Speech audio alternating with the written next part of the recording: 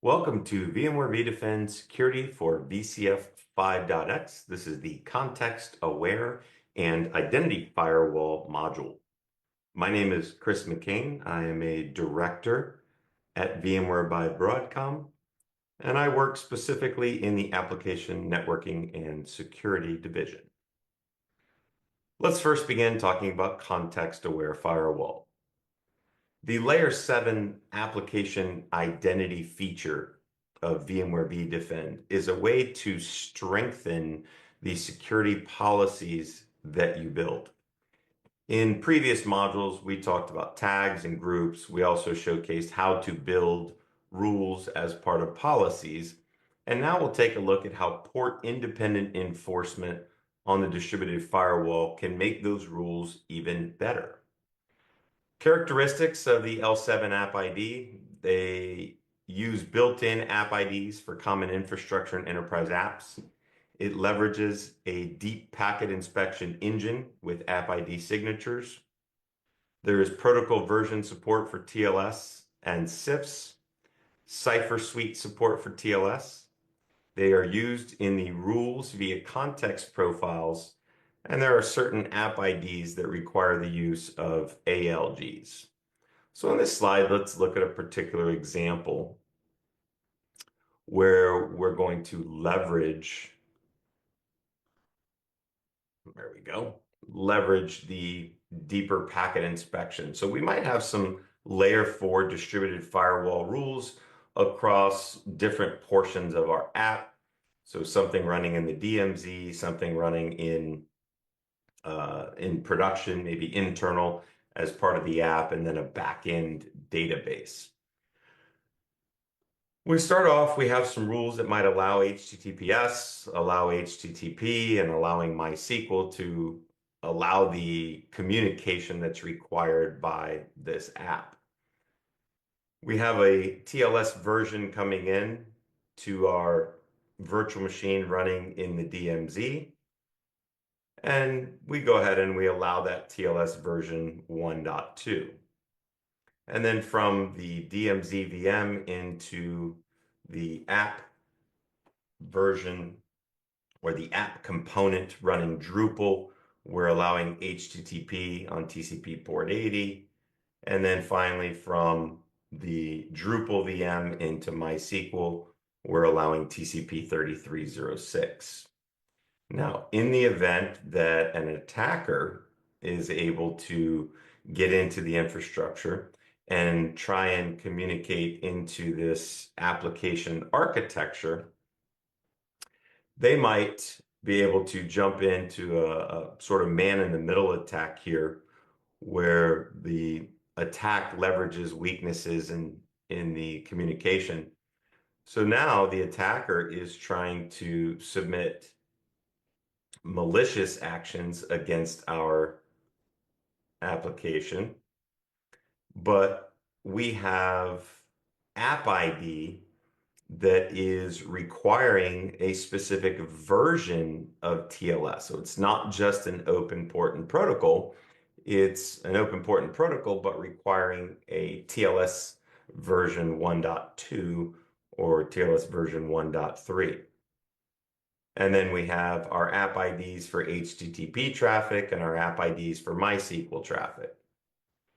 So when this happens, and we're only allowing TLS 1.2, and we're only allowing HTTP traffic over that port, and we're only allowing MySQL traffic, now when an attacker tries to get in using TLS version 1.0, even though it was the same open port and protocol that they were able to use previously, but because the version of TLS they're trying to use is not supported based on the L7 app ID, then they are not able to communicate or perform anything malicious inside of this application.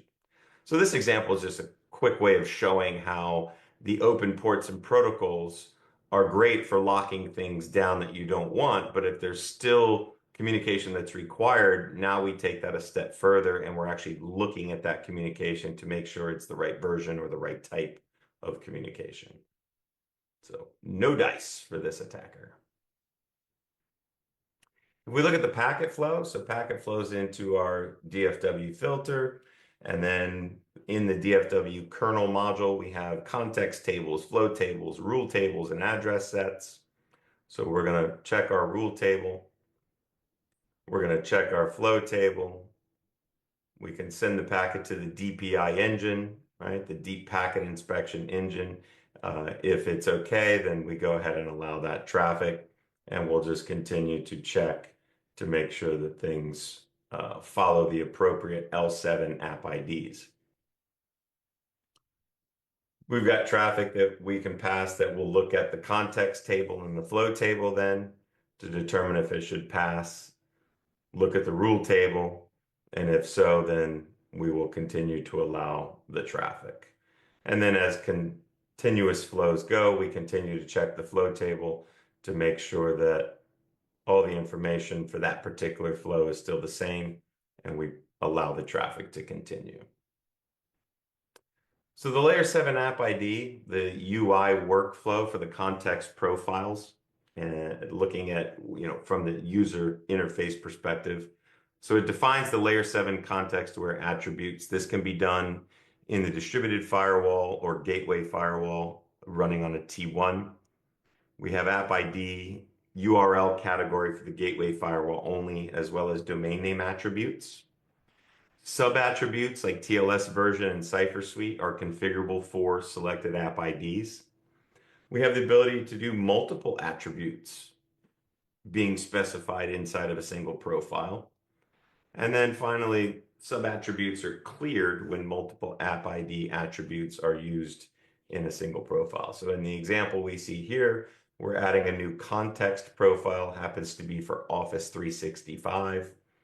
We see at least one attribute of SSL has been defined, and it looks like there's a few more attributes, including the domain name, where we can see an asterisk being used for My Files, for SharePoint, and then a few more.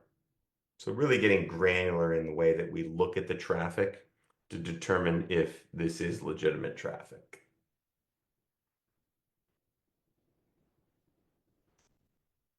In this here, we see a video where we have the creation of a new rule. So we're creating a new policy called guardrail, and we're going to drop unsecured TLS. There's no modification made to sources and destinations, but in the context profile, we're selecting the insecure TLS and then choosing to drop, and then we publish. So at a high level, we find the appropriate context profile. If there's not one there already, we can define it. We apply the context profile in the rule, and then we publish the rule. So the rule creation up until the point of the profile is exactly the same. The profile is just a matter of whether or not you want to use a predetermined or pre-built, or if you want to define your context profile.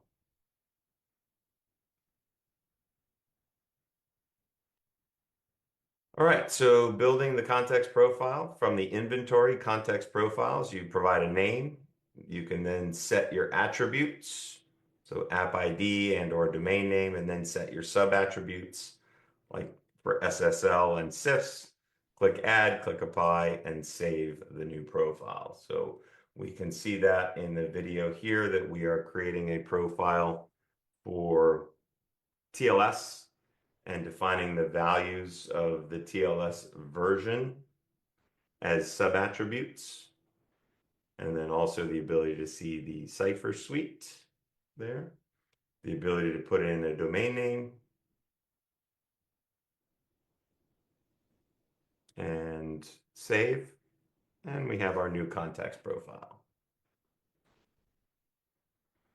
Looking at the Layer 7 App ID port and App ID based assessment, this is really just a high level to allow you to see what it is that we're doing when we strengthen. So in the red box, what we're looking at are the L4 rules. In the blue box is the L7 rules. So it's the combination of the two. If we're just doing port-based enforcement, then we're really only leveraging the L4, the red box. If we're doing port independent enforcement, then we're focused more on the L7, the blue box. If we're doing port and app ID based enforcement, that's that middle screenshot there where we see there's an overlap where there's a utilization of both the L4 rules as well as the layer 7 rules. And that's our strongest set when we combine the two of those together. All right, looking at FQD and filtering, a little feature overview, some of the core components or features of it. This is a DFW policy based on FQDN or URL, which uses DNS snooping. It does require a high priority L7 DNS app ID rule to be able to intercept that DNS traffic and apply inspection. And we can do both built-in and custom FQDN. The benefit here is it supports communication to a different system or application in some multi-site data center or external to the environment, supports application that use native cloud services, and enables the blocking of bad or undesired domains. So see a quick example here of Office 365 being a domain on the internet, maybe some native cloud service in Amazon AWS, or even something within your VMware.com domain as well. So FQDN filtering can be a full FQDN. It could be something like maps.google.com or news.yahoo.com. It can be a partial regex using an asterisk at the beginning only. So star eng.vmware.com, star yahoo.com. And as part of the UI workflow, we add the custom FQDN using context profile. Now we use that context profile inside the DFW policy. So looking at the screenshots we have, step 1, adding that attribute of the FQDN. Step 2, defining that fully qualified domain name or partial regex, however it may be. Step 3, putting in that FQDN. And then step 4, choosing that context profile as part of the rule.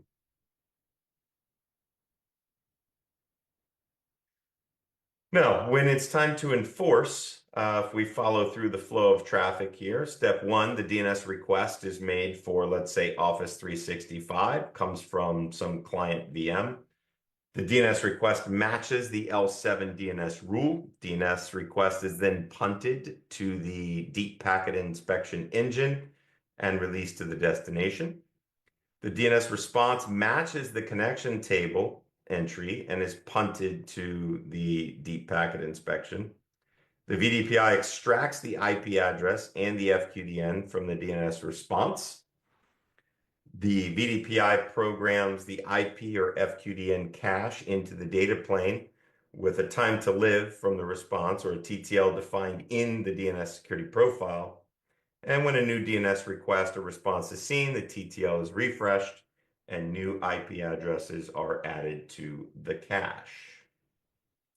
Now, from there, any HTTP GET for Office 365 initiated from a client VM, the destination IP is then matched against the IP FQDN table in the data plane. The connection entry is added to the connection table.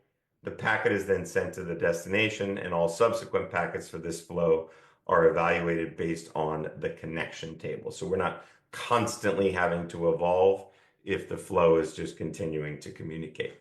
Just an efficient way of communicating back and forth between the two, the internal client and the external location.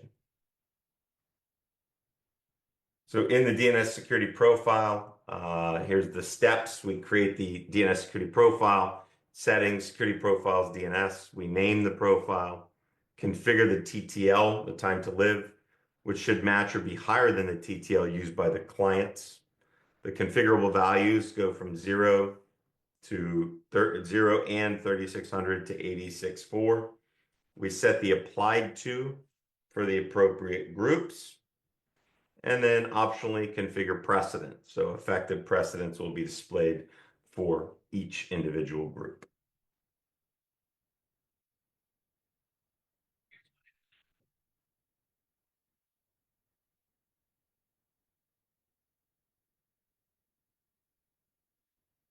All right, let's look at the DNS security profile. It's an optional part of our FQDN filtering, but as step 1, we create the security profile, the DNS security profile. So in our setting, security profiles, DNS security. Step 2, we provide a name.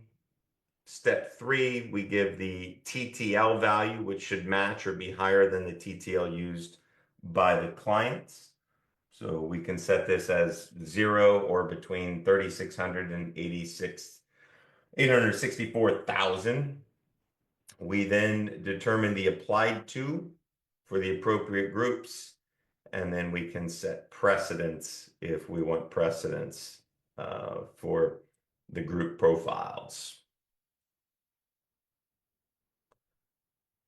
Looking at the security profile, so on the left, we have a DNS response as received by the client, where we can see the TTL has been set to 3,600. On the right, the DNS cache on the client as 3580. So we're seeing a decrement with time. The record is removed from the cache when the TTL hits 0. So TTL is configured in the profile. The profile is applied to the group of the workloads. When there's no profile, the TTL in the DNS response will be used. But precedence can be configured if you have multiple profiles. And the current TTL can be viewed using the vsip.ioctl command, which is what we're seeing there on the left. All right, let's pivot over to the identity firewall. The identity firewall is a way to control access to resources based upon user identity. So you might have environments where VDI is deployed and users log into their virtual desktops, and from their virtual desktops, they access internal resources. Well, these virtual desktops are often low priority systems, and those are the ones that are typically targeted first. Once those are compromised, the attackers then move freely around the data centers, gathering valuable information that they can exfiltrate and or ransom. But if you could build a zero trust at a more granular level, why wouldn't you, right? So what if we add firewalls to every one of our VMs and VDI boxes, like we've been discussing in the modules thus far? So every workload has its own firewall. Every workload has relevant policies, and the policies are based on the attributes of the VM, the network attributes, the application attributes, the user context. Well, this is going to provide us with a much more secure infrastructure. So being able to isolate off a desktop pool using these policies is one good way to limit the access of that pool into the resources. But let's take that a step further. So what if it was just going beyond the individual VM? We also have the remote connection servers. We've got the VDI infrastructure, and then we've got our profile and file access servers. So there's an entire architecture that makes up our virtual desktops, plus the virtual desktops themselves. So if we look at the different components of an EUC deployment, we've got the EUC management infrastructure, so the connection brokers and such. We've got our pools, and then we've got the resources that people are trying to access. So what exactly does the identity firewall provide? Well, if we're looking at VDI or RDSH, right? So VDI, when an individual user gets into a desktop, we can build firewall rules based on a single user on a per VNIC basis. But if we're talking about RDSH, where we have multiple users logging into a single system like terminal services, then we're talking about firewall rules based on multiple, that's user and session, on a per VNIC basis. So context-aware support for both virtual user sessions running on RDSH and VDI, so multi-user and multi-session. And this uses guest introspection or event log scraping for the logon information. So we have to be able to identify who this user is. We have to identify the Active Directory group that they belong to so we can determine if they should have access. So which is kind of a little hint there that we're going to start building policies where Active Directory groups become part of that determination of policy enforcement. So this is microsegmentation of each session for EUC, RDSH-based user ID, providing granular application access to simultaneously logged on users. All right, so let's walk through an example here. We've got Bob. Bob logs into or connects against a single pool, gets his virtual desktop. Virtual desktop gets their network policy from our NSX and VCF networking. We get applications from our application delivery components, and then our dynamic policies and personalization from the profile management, and that gives you Bob's desktop. Then, of course, Lucy logs in, Lucy gets her desktop, Max logs in, and Max gets their desktop. So there's a combination of efforts going on here to create this desktop infrastructure for each one of these specific users.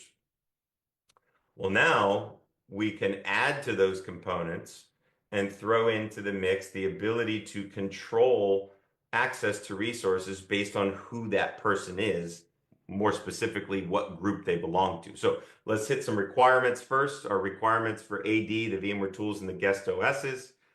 For Active Directory, we only support Microsoft Active Directory, and the domain controllers have to be anywhere from 2012 to 2022. The VMware tools have to be there. We need the VMCI driver along with the file introspection driver and the network introspection driver. And then finally, on the guest operating system, we need Windows 8, Windows 10, or from a server perspective, 2012 through 2022 for RDSH, 2012 R2 through 2022. All right, so the identity firewall. We're looking at step one, requesting SID translation. This is where we have the ability to determine the Active Directory group that a user belongs to. So what token have they, what SID have they picked up as part of their authentication process? So firewall rules with native AD groups. Then we have at step three, our socket event and identity. Step four, recording the identity, the source, and the source port. Step five, our vSIP looks up the identity based on the actual 5 tuple in the flow. We then tag the flow with the identity, and the DFW rule will enforce on the 5 tuple and identity.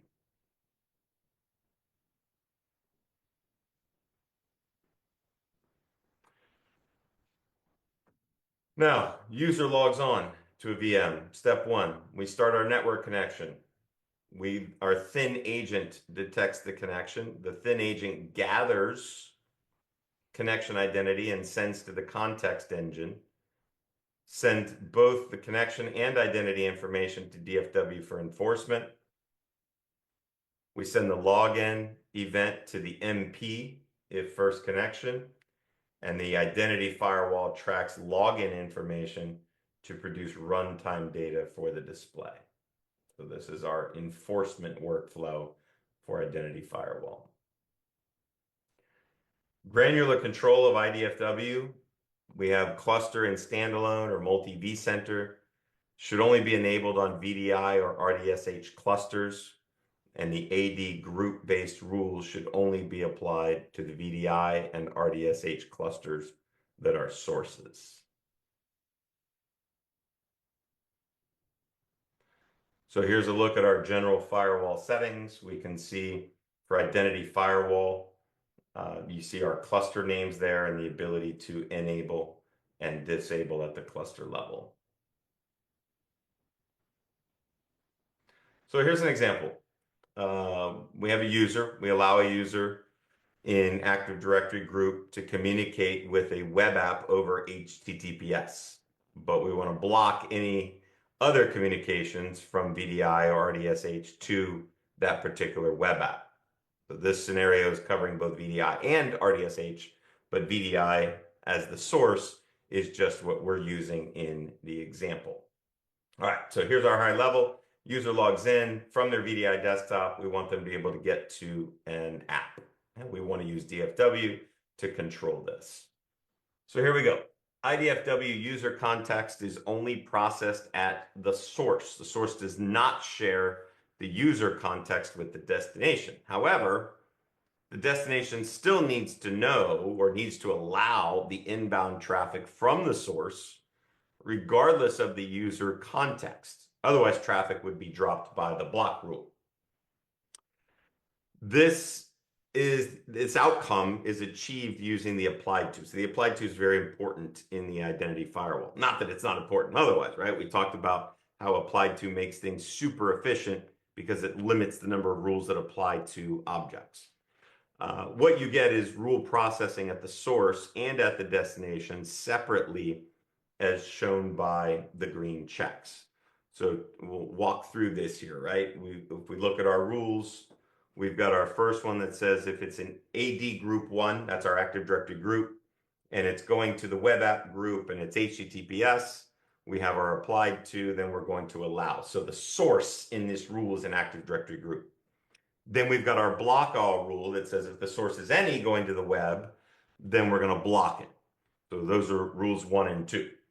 Then we've got rule 3, which is if the source is the VDI group or the RDSH group and it's going to the web app, then we're going to allow it. And you'll notice that that applied to is being applied to only on the app side. So on the source side, we've got rules 1 and 2. And on the destination side, we've got rule 3.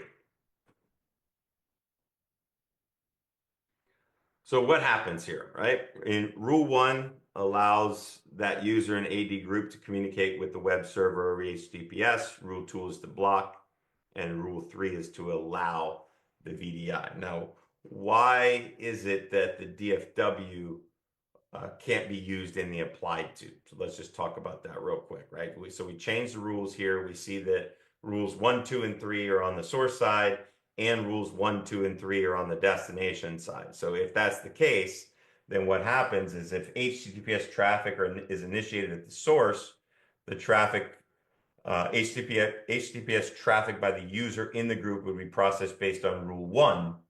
So when the HTTPS traffic comes into the destination, the result is that the user context is not being shared. We saw that, we heard that earlier, that the user context is not shared with the destination, but rule ID does not apply. Rule 1, or rule ID 1 does not apply and is therefore not a match. So it moves to the next rule, right? It's not a match because the group context isn't there. So on the app side, if it's looking at rule ID 1 and says, hey, AD group 1, but I don't have the user context, it says, nope, I don't know that. Let me go to the next one. And the next one says, well, if you're in any, are you in any? Yep, you are. And you're trying to come to me. Okay, then it's blocked.